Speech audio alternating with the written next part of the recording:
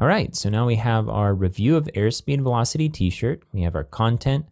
We have our reference, which doesn't really tell us a whole lot about the product. And then we have our funness, giftability, and weirdness ratings. Now, for the most part, in terms of the review content, it's displaying the content we want to display. Of course, we want to put these stars up above the content, so we'll do that next. And also, this text that displays under the stars that says average 10, average 4, we want to hide because there are no averages here. There's just one vote, and so all we really want to display are the stars. Also, even though we could put it in the hands of our themer to figure this out, we can also line up the label with the stars so that they're all in one line, just like they are in our wireframe here. So let's take care of that. I'm back in the browser, and we need to go to Structure, Content Types, Review, and instead of Manage Fields this time, we're going to go to Manage Display. This will allow us to reorder the fields, so we can drag funness up above the body, giftability, and weirdness up there as well.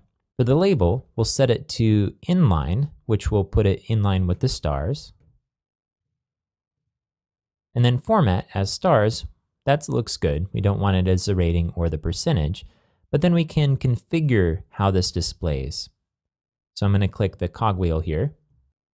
And now the value to display as stars should be the average vote, even though there will only be one vote, because none of these other ones really make sense in this context.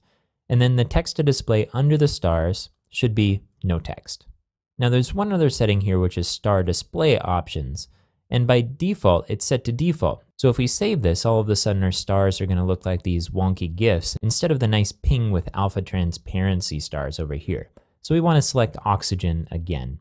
And now we need to do this for each one of the other ratings as well. So I'll click the cogwheel, star display options, pleasant oxygen type, and then we'll set the text to display under the stars to no text, then click update.